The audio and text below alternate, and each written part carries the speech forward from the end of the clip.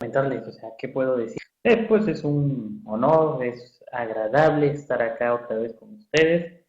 Pues ya son 8 programas, yo creo que 8 programas, pues cuando yo inicié con mi primer programa tenía yo miedo, tenía muchas dudas sobre de que si para dentro de 8 días voy a seguirme presentando, les gustó o no les gustó, pues realmente, por gran orador, simplemente tú, ponte a haz de cuenta que no hay nadie quien te está escuchando ni quien te está viendo y adelante, di todo lo que se te ocurra y punto, ¿no? O sea, realmente a veces la sociedad son a veces los peores jueces que puede haber, sin embargo la sociedad te puede dar las pautas o te puede dar el éxito. Pero hay una cosa muy importante, la sociedad es la que no va a definir tus ideas ni la que va a definir tus senderos. Por ello, o sea, realmente tú sigue tu propio camino, sigue tu propia visión, sigue tu propio conocimiento y encontrarás la respuesta. O sea, en pocas palabras, vamos, o sea, mi primer programa yo creo que fue en su momento mucho miedo, mucho temor y ahorita estamos con el 8.º programa, o sea, ya llevamos 8 y esperamos que de esos 8 se le agreguen unos 2 ceros, unos 3 ceros, que lleguemos a 8,000, si Dios nos da salud. Pero bueno, yo creo que esas son todas las ilusiones, son las ganas de cada individuo que tiene ganas de hacer algo y de contribuir en algo. Pues esperemos que por lo menos lleguemos a 80, ¿sí? Lo principal es el primer objetivo. Creo que empezamos con el programa. Como siempre, agradezco su asistencia a todos los que están acá escuchándome, viéndome. Bueno, pues es muy agradable estar acá con ustedes.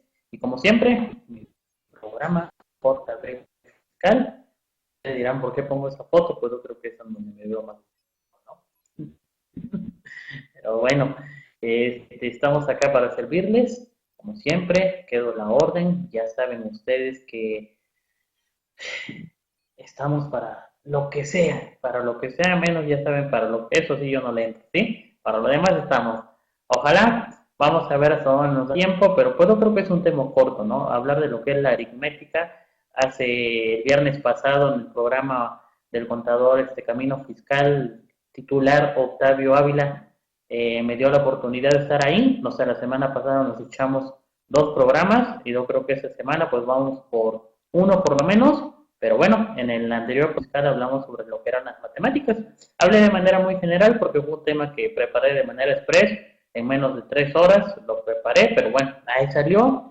Como les digo, no importa realmente, lo que importa acá es compartir tu punto de vista, tus opiniones, tus comentarios, y eso es lo que estamos viendo.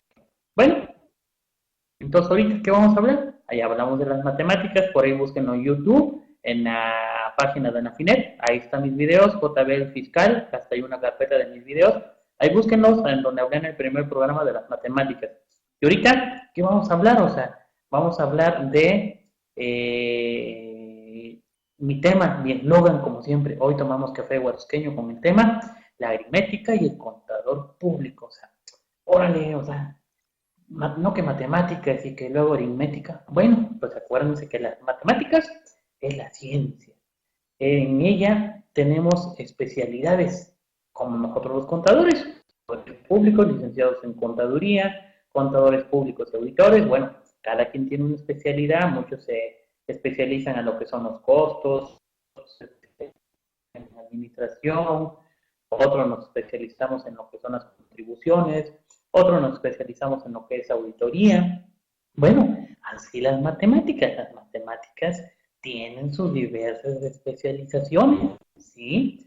Como son álgebra, como son geometría, como es trigonometría, bueno, hay muchísimas ramas, sin embargo, como yo les hablé en el anterior programa, que eran las matemáticas para el contador público, y llegamos a la conclusión que las matemáticas en sí es la ciencia de todo lo que son los números. Sin embargo, nosotros los contadores nos especializamos en lo que son la aritmética, que es la aritmética, suma, resta, división, multiplicación, o sea, son las operaciones básicas que nosotros utilizamos en la vida cotidiana de manera normal.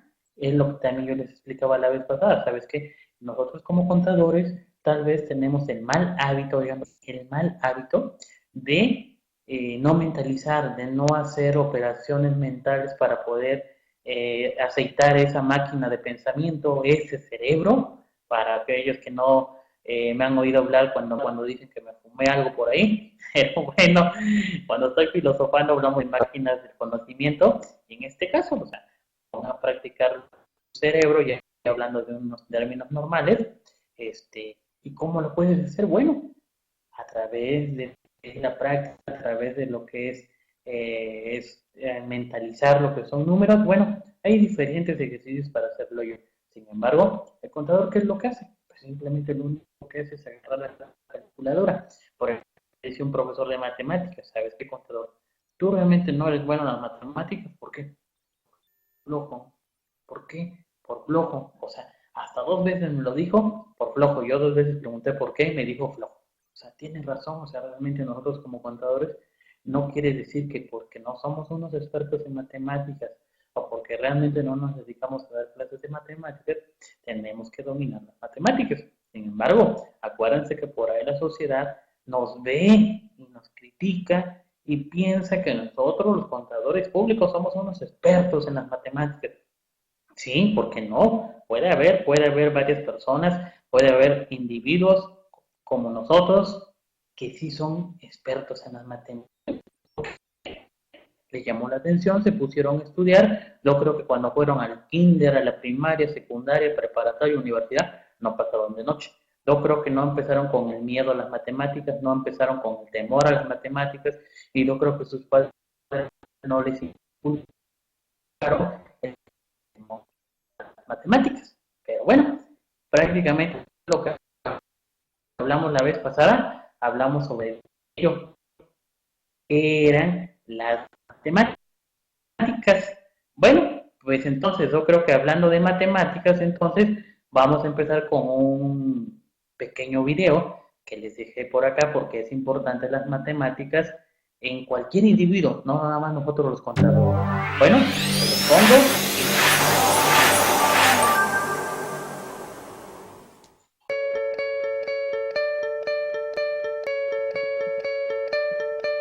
Las matemáticas son fundamentales para el desarrollo mental de los niños. Los ayuda a ser lógicos, a razonar ordenadamente y a desarrollar teorías para llegar a ser pensadores independientes.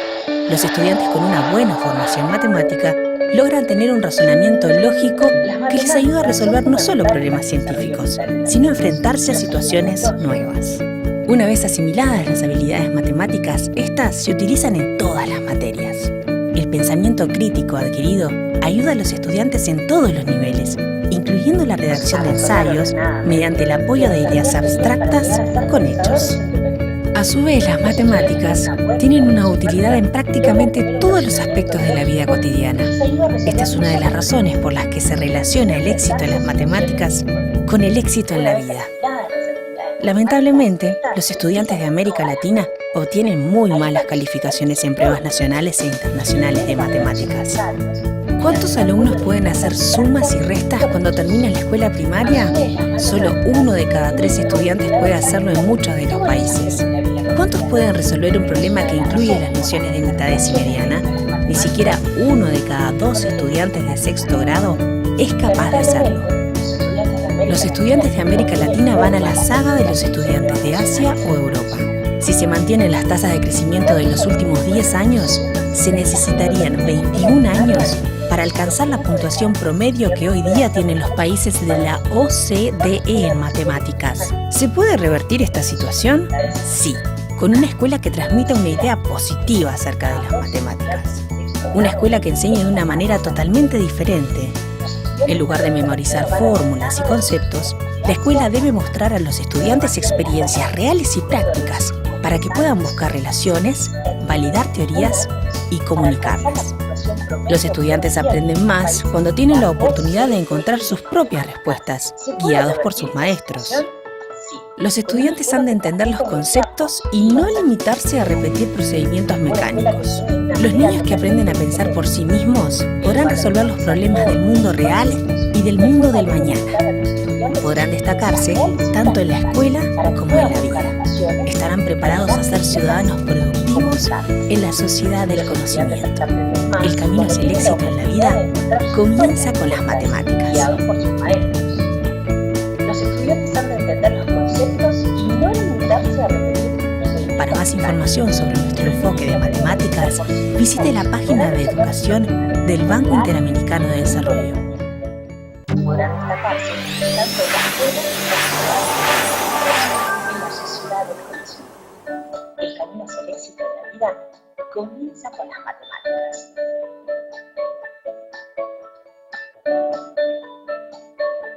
Para más información sobre nuestro enfoque de matemáticas, visite la página de educación del Banco Interamericano de Desarrollo.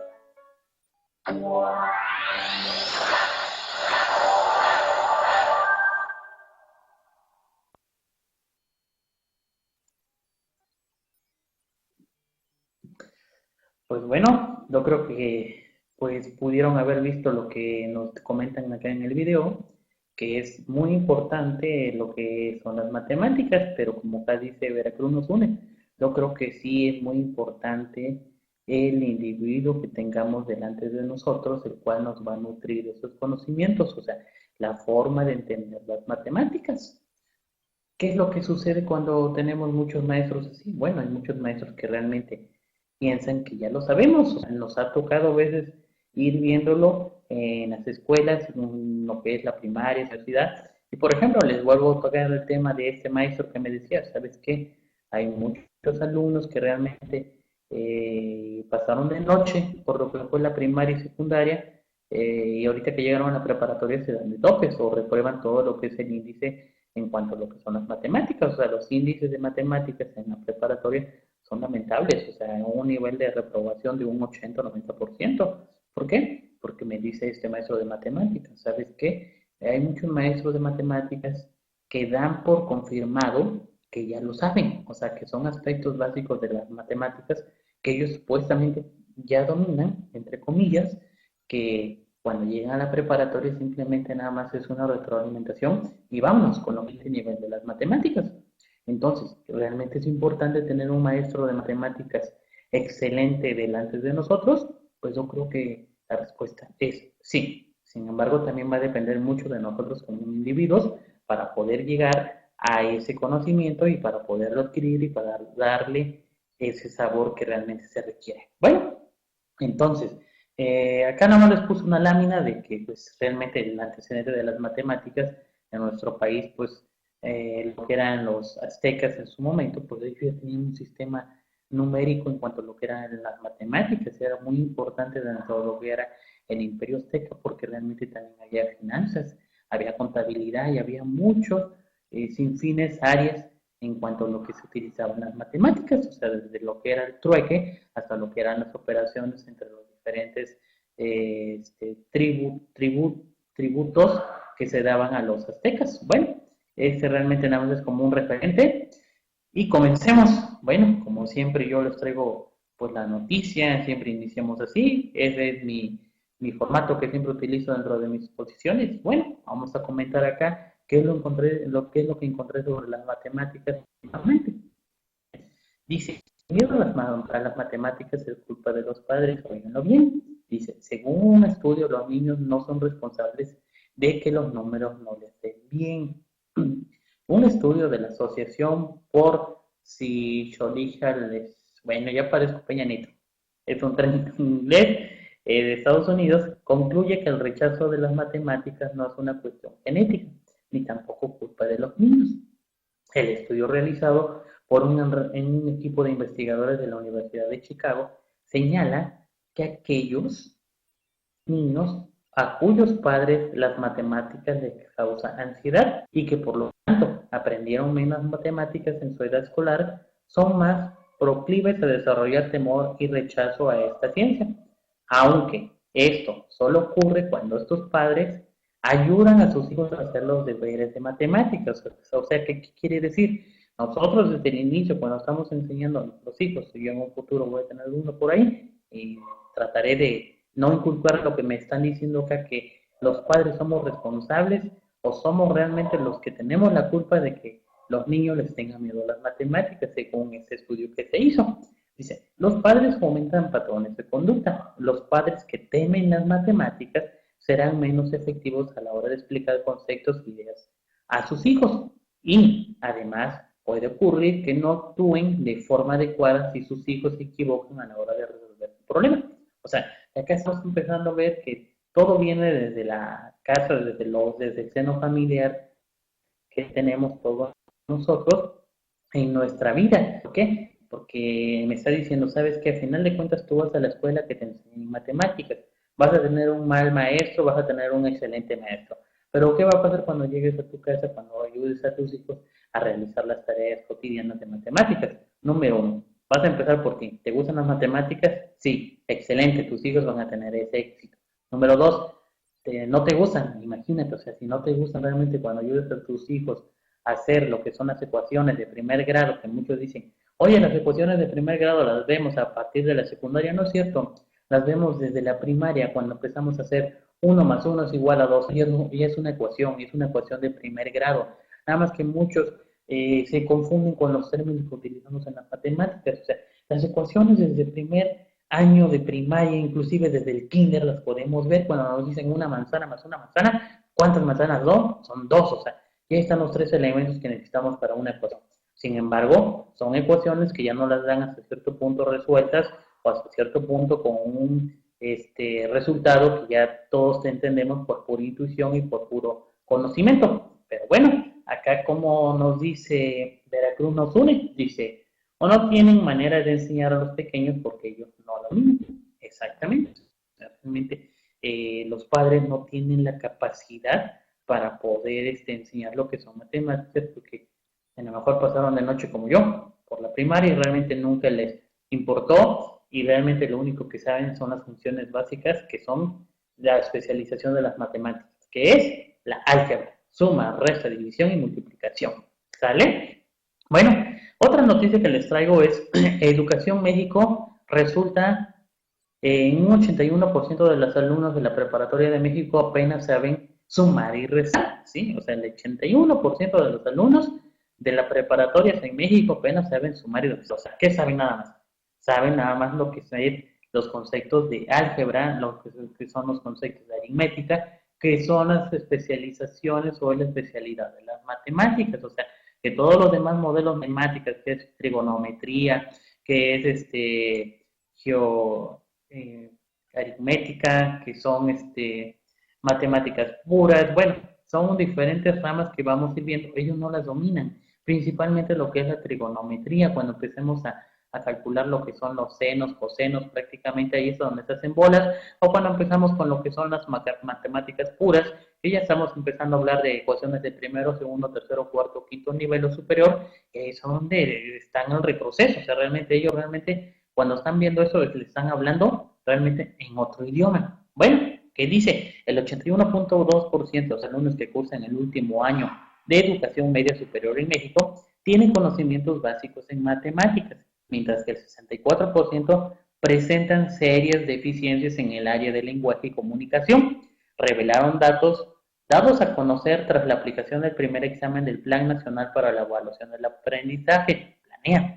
Las pruebas se aplicaron entre el 17 y 20 de marzo y en cifras exactas participaron 37.775 jóvenes inscritos al último grado de bachillerato. En lo referente a matemáticas, la Ciudad de México obtuvo los resultados más bajos en matemáticas. Pues están ahí. Según detalló Radio Fórmula, el examen contempló para sus resultados 4 niveles ascendentes de dominio, donde el número 1 refleja conocimientos básicos y el 4 habilidades avanzadas, de lo que yo les hablaba, ¿sí? En lenguaje y comunicación tan solo el 12.2% de los evaluados alcanzó el peldaño más alto, mientras que en destreza matemática la cifra fue mucho más baja, únicamente el 6.4%. Este último indicador dejó de manifiesto que la mayoría de los aspirantes a ingresar a alguna universidad apenas saben resolver operaciones básicas y tienen serios problemas cuando implican números decimales o fracciones. O sea, ese es coco de ellos, decimales y fracciones. Nosotros los contadores lo utilizamos, claro que lo utilizamos y en el mismo código nos dice hasta cuántos decimales debemos utilizar cuando hacemos una operación y también utilizamos fracciones, luego lo van a ver. Bueno, no obstante, las autoridades señalaron que el objetivo de la prueba PLANEA es ofrecer a la sociedad un panorama de la calidad de la enseñanza y planes de estudio en las escuelas del país. y que por encima de las críticas que pueden generar los resultados, constituye una herramienta con el potencial de mejorar los niveles educativos.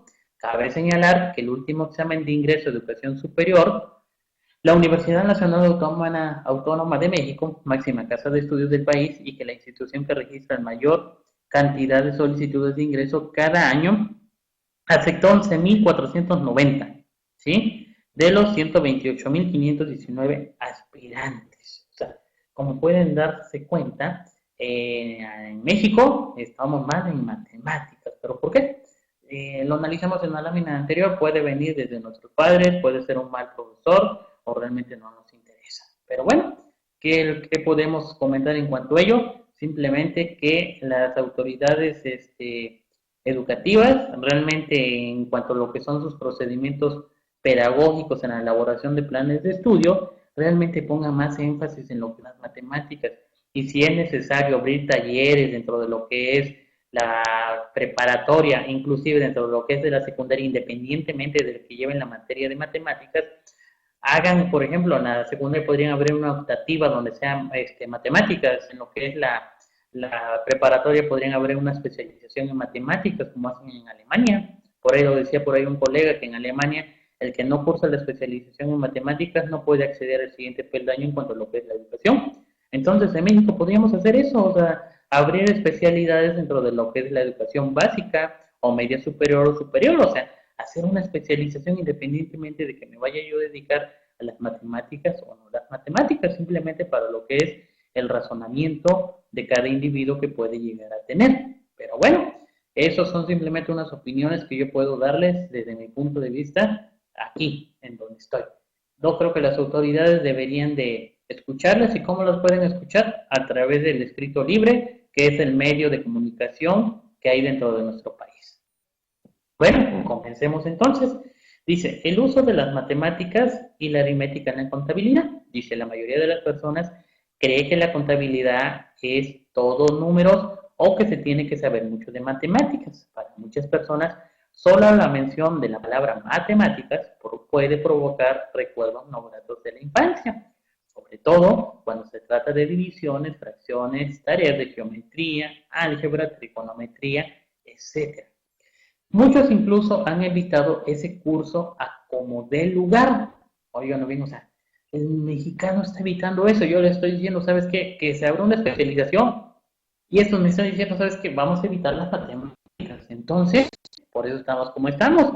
Muchos incluso han evitado ese curso como de lugar. No lo vuelvo a repetir. Generalmente el rechazo a las matemáticas es el resultado de unas malas experiencias en la escuela primaria o secundaria. Si piensas llevar la carrera de contabilidad, no te preocupes. Las matemáticas que usas serán muy básicas, tal como te lo mostraré más adelante. Bueno, entonces, las matemáticas y la aritmética avanzada se usan en la contabilidad, o sea, utilizamos matemáticas puras.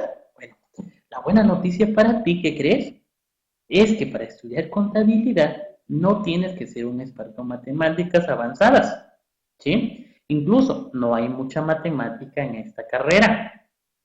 Con los conocimientos básicos de aritmética, óiganlo bien, aritmética, que es una especialización de las matemáticas, suma, división y multiplicación, y una pequeña cantidad de álgebra, podrás completar con éxito cualquier curso introductorio a la contabilidad. ¿Por qué? Porque nada más hacemos sumas, restas, divisiones, multiplicaciones, no me cansaré de decirlo.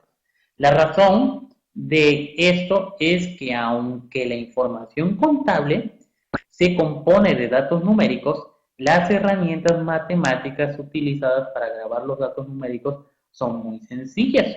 Solo se suele usar la suma y la resta.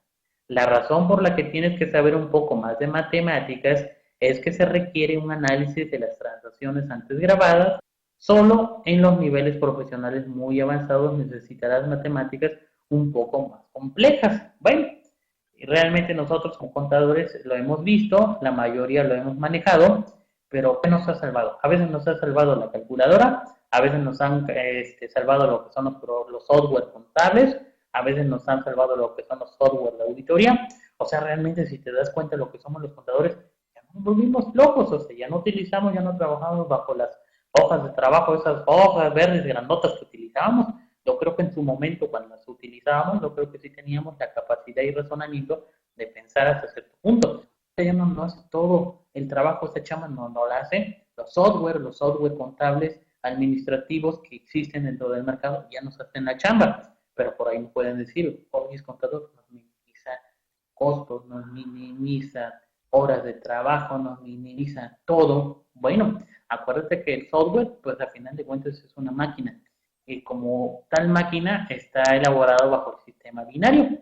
¿Qué quiere decir? O sea que simplemente va a ser sí o va a ser no, va a ser positivo o negativo. O sea, realmente es un sistema informático en el cual no se utiliza el razonamiento, simplemente está elaborado de acuerdo a las funciones aritméticas de la lógica y la no lógica, o sea, que quiere decir sí o no, punto, se acabó. Entonces, ¿qué debemos de hacer nosotros como contadores? Bueno, de vez en cuando utilizar esa hoja de trabajo para ir practicando, ir mecanizando, ir practicar, más que nada esa mente, ponerla en marcha para que en sí logremos lo que es el razonamiento hasta cierto punto para el bien de nosotros, no simplemente para el bien de la contabilidad, simplemente para nosotros, para que tengamos esa habilidad de pensamiento más amplia. Bueno, hay muchas funciones que me pueden decir, yo puedo utilizar mi pensamiento, puedo ponerlo en práctica bajo otras actividades, son válidas. Sin embargo, las matemáticas es algo muy importante porque te pueden hacer muchos razonamientos en lo que es la lógica y la no lógica. Bueno, entonces, comenzamos con esto y seguimos. ¿Qué tipo de matemáticas se necesitan en la contabilidad? Bueno, la carrera universitaria de contabilidad no implica cuestiones complejas de matemáticas. Lo más elemental de las matemáticas es el razonamiento individual de cada individuo, lo que les estoy hablando. Sin embargo, el contador público lo mínimo que requiere es conocer las funciones aritméticas, una de las ramas de especialización de las matemáticas. Lo básico que debemos entender, comprender para el óptimo funcionamiento de las operaciones aritméticas que ocupamos en las operaciones contables. Se habla de modelos matemáticos implementados en la contabilidad. Sin embargo, el simple hecho de realizar una suma en impuestos ya es un modelo matemático. ¿Por qué hablo sobre esos modelos matemáticos implementados en la contabilidad? Por ahí tenía yo un amigo que me decía, oye, hablaste de matemáticas, ¿y por qué no hablaste de un sistema o un modelo matemático que pudiéramos meter dentro de lo que es la contabilidad? Bueno, un modelo matemático, acuérdense que son todos aquellos, una secuencia de funciones que puede darte un resultado. Entonces, como que les pongo, el simplemente hacer una suma de impuestos o hacer un cálculo de impuestos ya es un modelo matemático aplicado. Lo que es en sí una elaboración de estados financieros ya es un modelo matemático. Si te das cuenta, dentro de lo que es un estado financiero, pues es activo más pasivo menos capital. Bueno, realmente así es el activo, el pasivo más el capital, te van a dar las sumas iguales.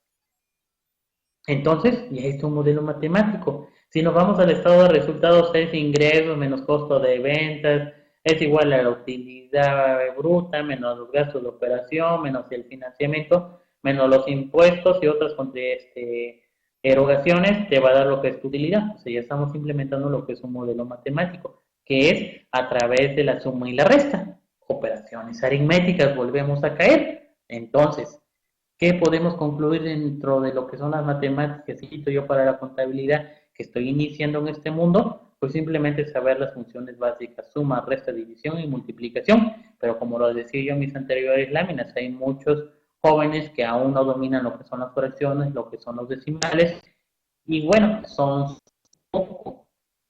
Entonces, ¿qué debo de entender de esos modelos matemáticos para implementarlos en la contabilidad?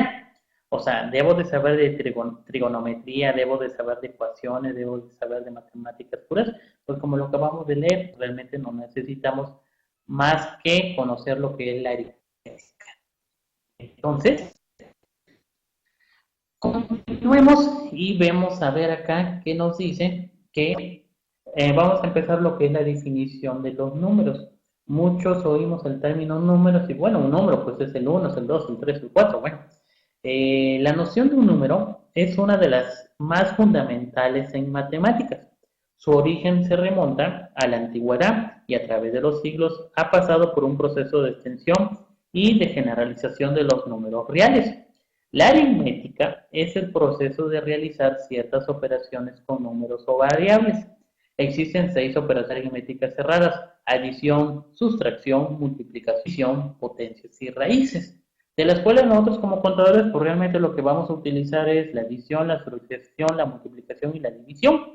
De vez en cuando lo que son las potencias y raíces, pues realmente no los vamos a utilizar. Yo les dejo de cómo se conforman esos números.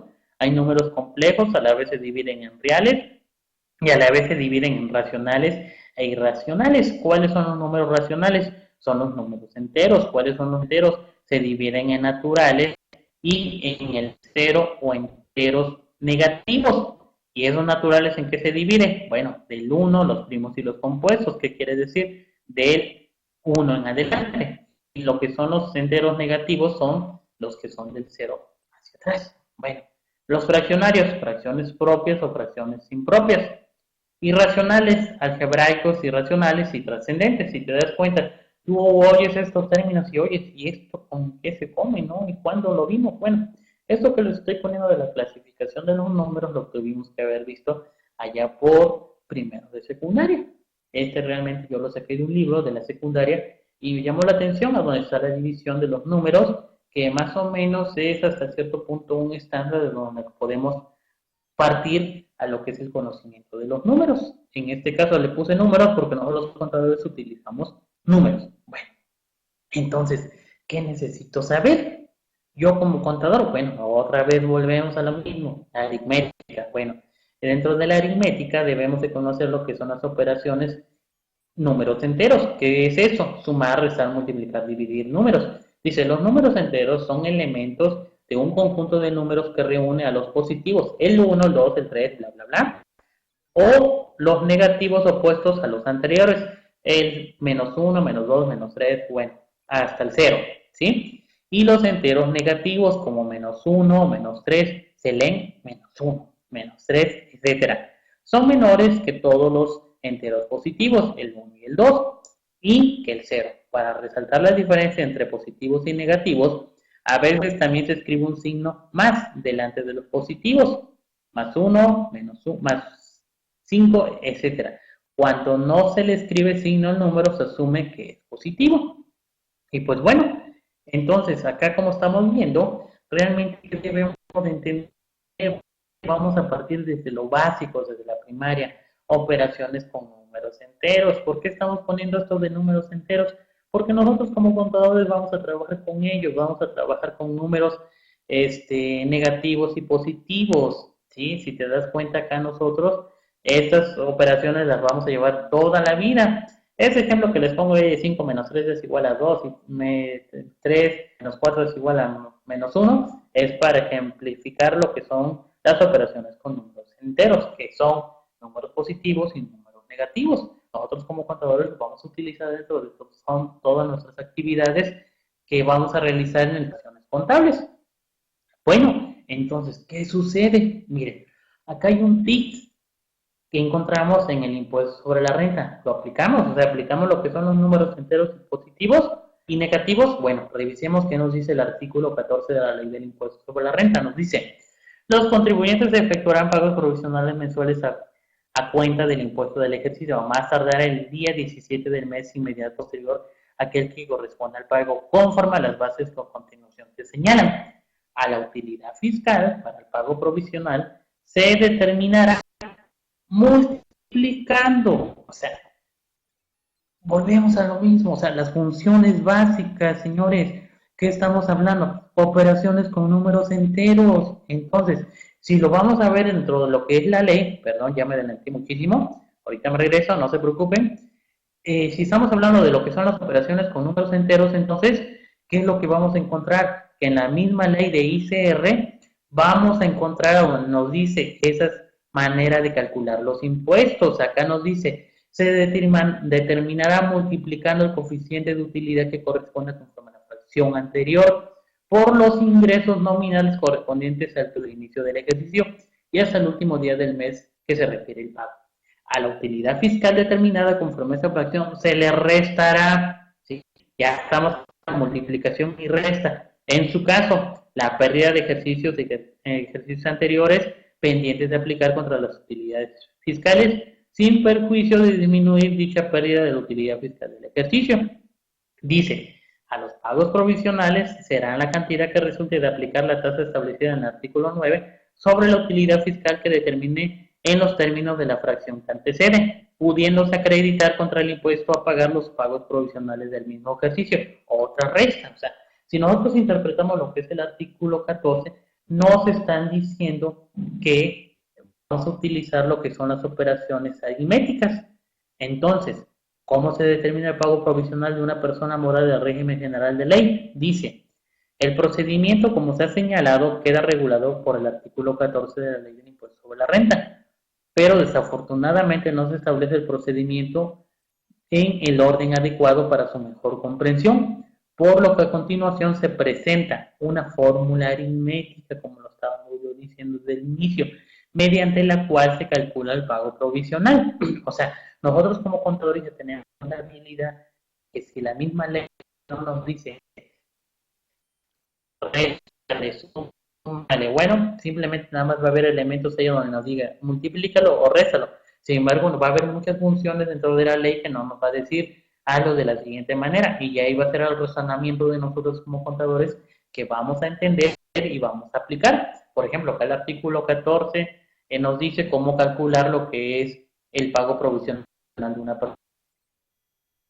persona moral. Nos dice ingresos nominales por coeficiente de utilidad es igual a utilidad fiscal menos pérdidas fiscales actualizadas es igual al resultado fiscal base por tasa del artículo 9 de la Ley de Impuesto sobre la Renta es igual a ICR menos el ICR acumulado es igual al impuesto a pagar. Bueno, entonces, si te das cuenta lo que son las operaciones básicas con números enteros y positivos, si las encontramos dentro de lo que es la contabilidad y son funciones que vimos desde el inicio.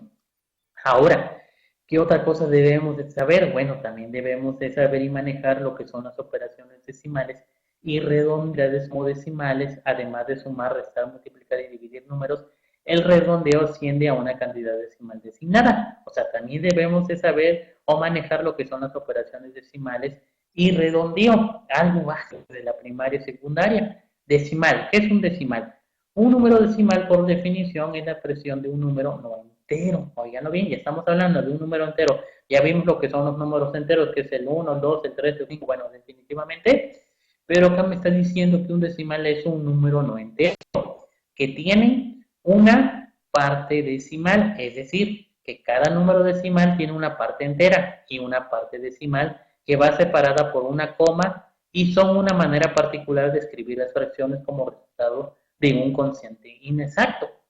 La parte decimal de los valores decimales se ubica al lado derecho de la coma y en la resta numérica esta parte estaría ubicada entre el 0 y el 1, mientras que la parte entera se le escribe en la parte derecha. En el caso el número decimal no posee una parte entera, se procede a escribir un 0 al lado izquierdo o delante de la coma.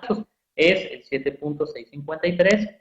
En este valor podemos ver que el número entero se encuentra primero el 7, ¿sí? Delante de la coma a su izquierda, mientras que la parte decimal, que en este caso contra tres cifras de 653 y se encuentra a la derecha de la cifra. O sea, muchas personas no saben manejar lo que son los decimales. ¿Hasta cuántos decimales nosotros tenemos que utilizar dentro de lo que son nuestros impuestos? Bueno, entonces, vamos a verlo más adelante. Es el redondeo. Dice, redondear. Un número quiere decir reducir el número de cifras manteniendo un valor parecido. Resultado es menos exacto, pero más fácil de usar. Ejemplo, 73 redondeado a la decena más cercana es 70. ¿Por qué? 73 está más cerca de 70 que de 80. Si te das cuenta, yo creo que son clases de primaria y secundaria, pero realmente las debemos de entender si nos vamos a lo que son las noticias que vimos en la lámina cuando empezamos a esta exposición, que la mayoría de los jóvenes no saben lo que tienen muchos problemas con lo que son los decimales y con lo que son las fracciones. Bueno, yo creo que estas clasecitas serían importantes para ellos para que las fueran viendo. Continuemos, dice, ¿cómo redondear números? Decide cuál es la última cifra que queremos mantener. O sea, hay dos maneras. Dice, aumentala en 1 si la cifra siguiente es 5 o más. A eso se le llama redondear hacia arriba. O número 2, o B, déjala igual si la siguiente cifra es menos de 5. Eso se llama redondear hacia abajo. Es decir, si la primera cifra que quitamos es 5 más, entonces aumentamos la última cifra que queda en 1. Eso de los redondeos, de esas reglas básicas, prácticamente son reglas que nosotros vamos conociendo dentro de lo que vamos aprendiendo, que es la aritmética. Bueno, ustedes me podrán decir en dónde vamos a ver lo que son las operaciones decimales y redondeo, o a dónde la vamos a aplicar o la vamos a ver en la ley. Bueno, no la vamos a aplicar o no la vamos a interpretar, dependiendo de lo primero que suceda, lo vamos a encontrar. En cuanto a lo que es el orden de ideas de lo que son los, a ver acá nada más, en cuanto a lo que son los decimales, decimos, dice, acá hay otro tips, dice, en impuesto sobre la renta lo aplicamos. Revisemos el artículo 9 del reglamento del impuesto sobre la renta que nos dice, cálculo hasta el 10 milésimo del coeficiente de la utilidad. Artículo 9 dice, se calculará hasta el 10 milésimo el coeficiente de utilidad que se refiere a la fracción 1 de la bloque 14 de la ley del impuesto sobre la renta, que es el coeficiente de utilidad. Entonces, si te das cuenta que estamos hablando de decimales. Nada más que acá la ley ya es más voy a calcular el coeficiente de utilidad hasta la 10 milésima unidad para poder determinar lo que son mis pagos provisionales. Ahora, otro tips, ¿en dónde? En el Código Fiscal de la Federación aplicamos. Revisemos el artículo 20 del Código Fiscal de la Federación que nos dice, los contribuyentes, contribuciones y sus accesorios se causarán y pagarán en moneda nacional. Los pagos deberán efectuarse en el extranjero y se podrán realizar en la moneda del país de que se trate. Dice, para determinar las contribuciones, considera inclusive la fracción del peso. Oiganlo bien, fracción. No obstante lo anterior, para efectuar su pago, el monto se ajustará para que las que contengan cantidades que incluyen de 1 hasta 50 centavos se ajusten a la unidad inmediata anterior y las que contengan cantidades de 51 a 99 centavos se ajustarán a la unidad inmediata superior. Acá estamos viendo, señores, qué nos están diciendo en cuanto a lo que es el redondeo. Esto de redondeo nosotros lo vemos dentro de lo que son las juntas aritméticas. Sin embargo, la ley, si se dan cuenta, ya lo traspoló, ya lo pasó en lo que es el Código Fiscal de la Federación y ya me está diciendo en el artículo 20 cómo voy a manejar esos decimales para su presentación de los pagos correspondientes en su cálculo de impuestos. O sea, ya no lo está diciendo. Entonces, hacemos un resumen, hacemos una conclusión ahorita, pero nada más hacemos ahorita un corte. Entonces, ¿qué concluimos? La aritmética y las matemáticas van de mano de la contabilidad, sí. Van de mano de lo que es las leyes fiscales, sí. Sin embargo, tenemos que tener lo que es la aritmética. Entonces, si te das cuenta, es muy importante lo que es números enteros, lo que son decimales y lo que son porcentajes hasta cierto punto, lo que es el redondeo. Bueno, entonces decimales, redondeo y su aplicación dentro de la ley ya lo estamos viendo. Ahora, ¿qué otra cosa debemos de saber o debemos de dominar? Son conceptos básicos desde el inicio. Bueno, otro concepto básico son las conversiones y porcentajes de operaciones, expresando cantidades como porcentajes, además de sumar, restar, multiplicar y dividir números como 20%, 7.7%, etcétera. ¿Qué es la conversión? Empecemos por ese término. Dice, ¿cuántas veces nos enfrentamos a la necesidad de convertir metros en centímetros o kilogramos a miligramos? Este concepto matemático que puede resultar algunas veces confuso es de gran utilidad para poder dominarlo. Además, a lo largo de nuestra vida como estudiantes, es probablemente que nos encontremos frente al desafío de tener que resolver ejercicios de conversión. Conversión de unidades es un tema que con seguridad confunden a muchos estudiantes, cuando se disponen a estudiarlo. Pero, ¿cómo transformamos kilogramos en gramos? Y para pasar de centímetros a kilómetros. Bueno, realmente lo que son las conversiones a veces es el foco de muchas personas, ya no tanto estudiantes, o sea, personas comunes que no tienen conocimientos en cuanto a lo que es la aritmética, las matemáticas. Ahora, en el Código Oficial de la Federación, por ahí yo visualicé que también implicamos lo que son las conversiones, y me dice, contribuciones y accesorios se causarán y pagarán en moneda nacional, los pagos deberán efectuarse en el extranjero y se podrán realizar en la moneda del país de que se trate. Oigan bien, conversión, estamos hablando otra vez de conversión, es un término en álgebra común, conversión, acá en la ley me dice, conversión de moneda extranjera a pesos mexicanos. Dice, para determinar las contribuciones al comercio exterior, así como para pagar aquellas que deban efectuarse en el extranjero, se considerará el tipo de cambio que publique el Banco de México en términos del tercer párrafo del presente artículo.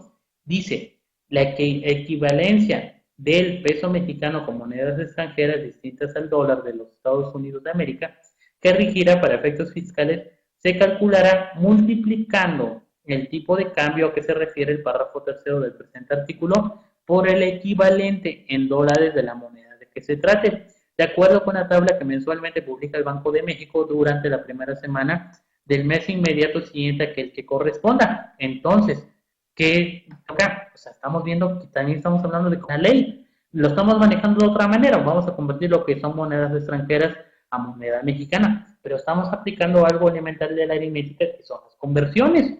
Entonces, vamos a ver, vamos viendo, vamos desmenuzando el tema de la aritmética. Entonces, ahora, ¿qué nos dice también otro artículo? El artículo sobre la renta también lo aplicamos, revisamos el artículo 5 de la ley del impuesto sobre la renta y nos dice acreditamiento diferido, dice, para determinar el monto del impuesto pagado en el extranjero que pueda acreditarse en los términos del segundo y cuarto párrafo de ese artículo, se deberá efectuar la conversión cambiaria respectiva, considerando el último día del cambio publicado en el Diario Oficial de la Federación. Bueno, estamos hablando otra vez de conversiones, si se dan cuenta de acuerdo a este artículo 5. Ahora, vámonos con lo que es el porcentaje. ¿Qué es el porcentaje?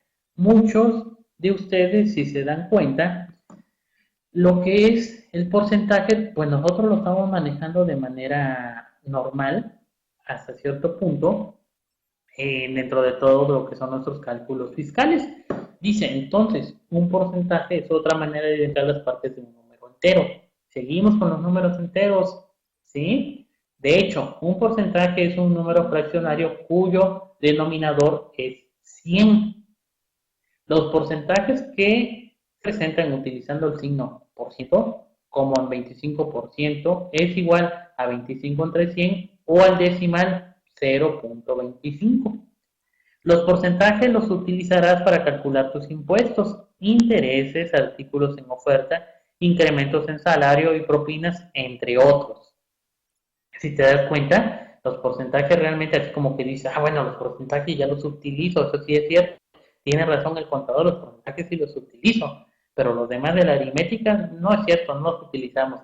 Pero sí, si te das cuenta, sí se utilizan desde una manera en la interpretación que tú le des a la aritmética en cuanto a lo que son los impuestos y en cuanto a lo que es la contabilidad. Bueno, acá un ejemplo de lo que es el porcentaje lo encontramos dentro de lo que es el artículo 33 y 34, que nos dice los porcientos máximos autorizados tratándose de gastos y cargos diferidos, así como para las erogaciones realizadas en periodos preoperativos son los siguientes: 5% para cargos diferidos, 10% para erogaciones realizadas en periodos preoperativos, 15% para regalías, así como el artículo 34 me dice los porcientos máximos autorizados tratándose de activos fijos y tipo de bienes son los siguientes: tratándose de construcciones 10%, 5% en los demás casos, tratándose de ferrocarriles 3%, 5% en vías férreas, y así nos vamos. O sea, ya estamos hablando de porcentajes. Pero entonces, si nosotros no tenemos el término de lo que es un porcentaje, o en sí el concepto que es un porcentaje, pues realmente menos lo vamos a poder aplicar dentro de lo que son las leyes respectivas. Acá les vuelvo a poner la lámina para que veamos lo que es un porcentaje, y si se dan cuenta, es algo que utilizamos en la práctica. Otro ejemplo que podemos encontrar de donde nos manejan porcentajes de la ley es en la ley del IEX. En el artículo 2 nos dice las tasas que se aplicarán en cuanto a bienes. Acá podemos ver que lo que son las bebidas alcohólicas y cerveza con graduación alcohólica de hasta 14 grados, 26.5%, 30%, 53%, 50%. Ojo, señores, cigarros, 160%. Ah, eso está muy altísimo, pero bueno, ese realmente es un impuesto que se pone para evitar hasta cierto punto lo que es enfermedades, lo que es combatir lo que es el tabaquismo hasta cierto punto. Pero bueno, acuérdense que también el tabaco es un producto de contrabando que se puede a veces ir metiendo dentro de lo que es el país, y también a veces esas altas tasas de lo que es los cigarros, pues simplemente el objetivo es para evitar y caer en lo que son el vicio del tabaquismo. Pero bueno, seguimos. José Serrano, saludos, presente, acá estamos, como siempre, buen día. Otra cosa, bueno, otra de las operaciones básicas de lo que son las operaciones aritméticas son las operaciones con fracciones. ¿Qué son las operaciones con fracciones? Como lo pudimos ver en el inicio, las operaciones con fracciones tienen mucho problema lo que son los alumnos de lo que son las preparatorias. Operaciones con fracciones y operaciones con decimales. Ya lo vimos ahorita. Bueno, lo que son las operaciones con fracciones son expresando cantidades como fracciones, es sumar, restar, multiplicar y dividir números como un tercio, 15 décimas, bueno, 12 octavos, un décimo, etcétera. Definición de fracción. ¿Qué dice? Naturales surgen para expresar cantidades que se refieren a objetos enteros. Las fracciones son consecuencia de expresar cantidades en las que los objetos están partidos en partes iguales. Una fracción es el cociente de dos números, es decir, es una división sin realizar una fracción que representa el valor a un número que resulta realizar esa división. Entonces, ¿cuáles son los elementos de una fracción? Dice, los elementos que forman una fracción son el numerador, que es el número de arriba, indica las partes que tenemos, el denominador es el número de abajo, indica el número de las partes en que dividimos a cada unidad. Operaciones, ¿qué son las operaciones? Dice, cuando tardamos media hora en hacer los deberes, en estas situaciones estamos utilizando las fracciones. O sea, un medio. Las fracciones y sus operaciones, cuando decimos que nos hemos comido las 3/4 partes de una torta, ya estamos utilizando fracciones. Dice, las fracciones las puedes encontrar en tu vida cotidiana. Por ejemplo, cuando vas a la feria y en el cartel que está sobre las manzanas dice a 300 un medio, ¿qué quiere decir esto? Ya que sabes que lo que el cartel quiere decir es que el medio kilo de manzanas cuesta 300 pesos. Tú puedes adivinar cuánto cuesta el kilo de manzanas, ¿verdad? El kilo completo cuesta 600 pesos. Pues el medio kilo que cuesta 300 corresponde a la mitad del kilo. O sea, el kilo. Si juntamos los dos medios kilos tendremos el kilo completo. O sea, si realmente son cuestiones muy comunes de lo que son las operaciones con fracciones, pero muchos alumnos, muchos individuos, muchas personas que estamos acá en este planeta, tenemos problemas con fracciones, no las sabemos dominar. Un medio más 2/3, ¿cuánto es? Bueno, hacemos una operación matemática que es de suma o de resta, dependiendo de lo que nos digan de las operaciones con fracciones. Si son de suma, división, multiplicación, se saca el resultado. Pero muchos no le entienden, no saben lo que son las operaciones con fracciones. Entonces, nosotros, ¿a dónde las vamos a aplicar como contadores? Acuérdense que dentro de lo que es la ley del impuesto sobre la renta, en el artículo 14, interpretamos lo que son las fracciones. Dice, el artículo 14, los contribuyentes efectuarán pagos provisionales mensuales a cuenta del impuesto que existe a más tardar el 17 del mes inmediato anterior, posterior a aquel al que corresponda al pago, conforme a las bases que a continuación se señalan. Dice, se calculará el coeficiente de utilidad correspondiente al último ejercicio de 12 meses por el que se hubiere o debió haberse presentado declaración para este efecto de la utilidad fiscal del ejercicio con el que se calcule el coeficiente se dividirá entre los ingresos nominales del mismo ejercicio. Acá si te das cuenta ya estamos viendo lo que es una fracción, ya estamos dividiendo, ya estamos haciendo lo que es un ejemplo aplicado a lo que es impuestos, a lo que es la contabilidad hasta cierto punto. Estamos utilizando una fracción, que ¿cómo es? O sea, me dice que el coeficiente de utilidad será la utilidad fiscal entre mis ingresos nominales. Ya estamos utilizando una fracción, jóvenes, individuos que me acompañen en este momento. ¿Son difíciles las fracciones? ¿Creen que ustedes como contadores, creen que nosotros como contadores tengamos la capacidad para hacer un cálculo matemático como el que acabamos de ver expresado en una fracción? Yo creo que no es complicado, no es difícil. Sin embargo, nosotros nos hacemos la vida difícil. ¿Por qué? Oímos el término matemática, aritmética y nos bloqueamos. ¿Qué puedo decirles? ¿Qué puedo comentarles?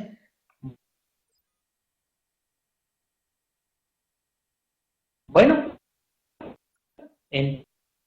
entonces, otro ejemplo donde podemos ver lo que son las fracciones, dice, ¿en el impuesto al valor agregado lo aplicamos? Claro que sí, revisemos el artículo 1A y de su reglamento el artículo 3, y que nos dice, el artículo 1A, están obligados a efectuar la retención del impuesto que se le traslade los contribuyentes que se ubiquen en alguno de los siguientes supuestos.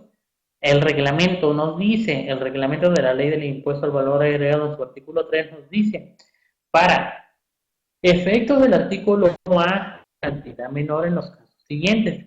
Inciso A, dice, la retención se hará por las 2/3 partes del impuesto que se traslade y que haya sido efectivamente. O sea, retención de IVA es igual a 2/3 partes. Señores, ¿estamos aplicando fracciones dentro de la ley? La respuesta es sí. Santa, te pregunto, ¿cómo andamos de tiempo? Ya confirmó el colega Don Cisnero, me avisas, y si no, pues acá le paramos, si no, le seguimos. Prácticamente ya quedan pocas láminas, tú me comentas. Yo por lo mientras sigo, tú me comentas si seguimos o no seguimos. Bueno, ¿qué otra cosa debemos de saber? En 10 minutos entra Don Cisneros, ok.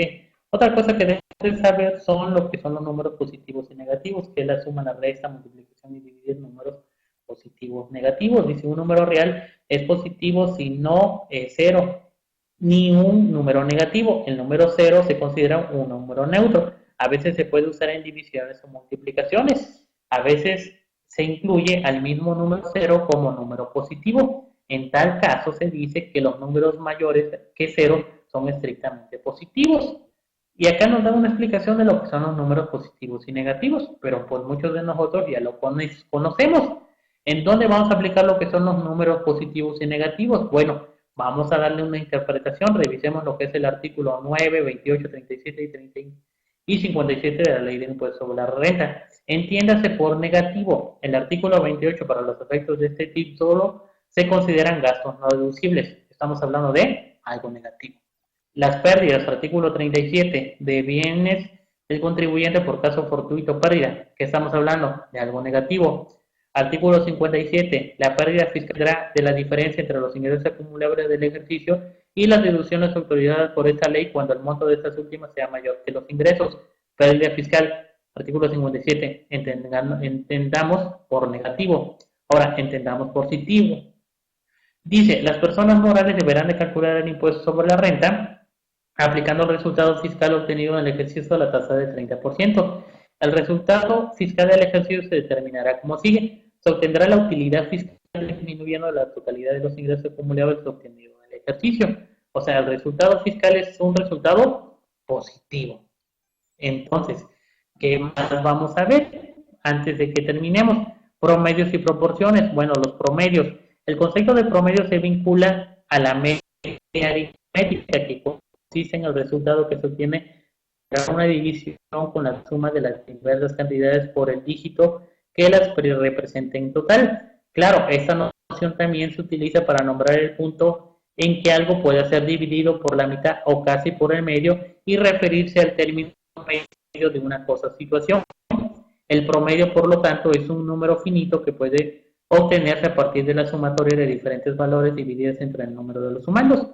Y acá les pongo un ejemplo de lo que es donde aplicamos lo que son los promedios. Ahí se los dejo para que lo revisen, pero también debemos de saber de promedios. También debemos de saber de lo que son las proporciones. Dice, la proporción es un término que procede del vocablo latino proportio. Se trata de la correspondencia, el equilibrio o la simetría que existe entre los componentes de un todo. La proporción se puede calcular entre los elementos y el todo o entre los elementos. Proporción de ejemplo, calcula mental el 25% de 400, el 125 de 400, el 25 de 80, el 125 de 80, el 75% de 400. Bueno, esa es una proporción, hacerlo mentalmente o con una calculadora, y ahí estaríamos aplicando de lo que es un ejemplo de la proporción. Ahí les dejo los ejemplos y los resultados de lo que es la aplicación de la proporción. Ahora bien, ¿a dónde encontramos eso de la proporción y los promedios? En el artículo 44 y 41 de la ley del impuesto sobre la renta, nos dice, los contribuyentes podrán optar por cualquiera de los métodos de evaluación de inventarios que se señalan a continuación, y nos dice costo promedio. ¿Cuál es el costo promedio? Dice, utilizado por las empresas, y consiste en calcular el costo promedio unitario de los artículos. Este se calcula a través del total de los costos acumulados, costos totales menos el inventario final, el total de las unidades equivalentes. El artículo 41 dice, las personas morales determinarán al cierre de cada ejercicio el ajuste anual por inflación como sigue. Determinarán el saldo promedio de las deudas y el saldo promedio de las anuales de sus créditos. Ahí estamos aplicando proporción y promedio. Bueno, entonces, conclusiones matemáticas. ¿Qué podemos llegar a la conclusión? Dice, la matemática es la ciencia que estudia por medio de sistemas hipotéticos deductivos las propiedades de los entes abstractos, tales como las figuras geométricas, los números, etc., así como las relaciones que establecen entre ellos. En cambio, la contabilidad es el sistema de información que mide las actividades de las empresas, procesa esta información, informes financieros y comunica los resultados a los tomadores de las decisiones. En un sentido general, se puede afirmar que un sistema de contabilidad incluye toda la red de comunicaciones utilizadas por una entidad económica para satisfacer sus necesidades de información. ¿Y qué otra cosa? Las matemáticas, al igual que la contabilidad, tienen sus ramas especializadas. Entre las ramas principales de las matemáticas podemos mencionar las siguientes: aritmética, álgebra, geometría, lógica, probabilidad, estadística, cálculo y teoría de los conjuntos.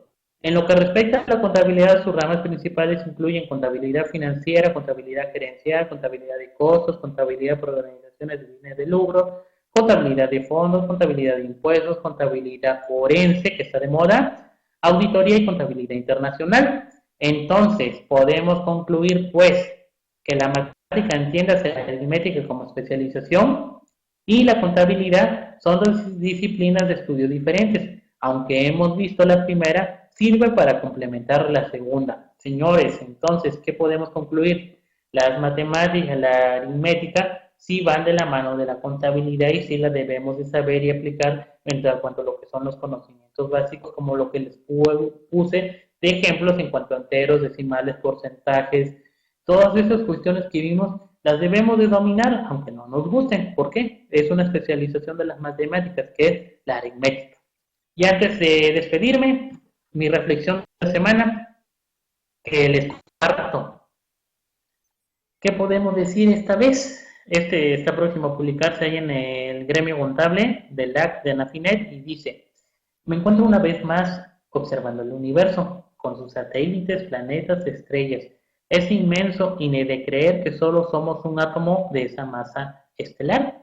El origen de la vida, hemos oído teorías ampliamente estudiadas. Entre ellas me llamó la atención la teoría de la panspermia, que es una de las más interesantes acerca del origen de la vida en nuestro planeta, donde dicha teoría propone que la vida no se originó en la Tierra, sino en cualquier otra parte del vasto universo. Pero dirán ustedes, este contador que se metió... No, espérenme tantito. Ahorita te explico. ¿Qué pasa? Desde que te levantas de tu dormitorio, si pudiéramos ver a través de una ventanita qué está pasando en ese instante en el planeta, nos sorprenderíamos. Nosotros nos levantamos del otro lado del globo terráqueo, apenas se están acostando. O sea, que todo tiene una razón, una línea que seguir. El universo está perfectamente creado, diseñado y estructurado. Nosotros somos ese átomo que forma parte de esa masa universal. Recapacito y veo la importancia de las matemáticas. Es sorprendente que en México estamos con unos índices tan bajos en la matemática. ¿Por qué? ¿Por qué? ¿Qué hicimos para padecer esa enfermedad mental sobre los números? Que son el origen de la vida, del universo, son perfectamente exactos. ¿Qué acaso somos irracionales? De repente callo, la tranquilidad sobre mí me hace dormir y despierto en un mundo azteca, en un calmeca. Jóvenes, nobles, nos enseñan a gobernar y a ejercer funciones sacerdotales. Me encuentro en ese momento con que se nos instruía, además en escritura, en el arte de hablar bien, aritmética, historia y astronomía. A lo lejos vi un grupo de jóvenes hijos de macehuales, los cuales se les instruía en el arte de la guerra, a sembrar y diversos oficios. Esa escuela era el Tepozcali. Desperté y me di un baño. Creo que era hora de sentarme a analizar las cosas y estudiarlas. ¿Cómo era posible que en la era de nuestros hermanos aztecas, la era de la tecnología, hubiera cambiado tantas las cosas? En la época azteca se estudiaba, se analizaba. ¿Por qué en la actualidad existen tantos individuos que desperdician el arte del conocimiento?